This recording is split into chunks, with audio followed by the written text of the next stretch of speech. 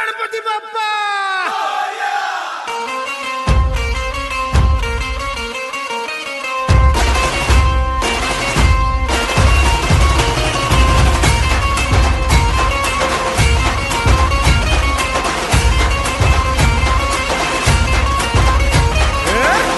नमन करुणी वंदन इडा मांडून इडा देवाला इडा गावाला इडा पाटलाला इडा मंडळीला आम्ही सांगतो नमन तुम्ही ऐका हो गुणीजन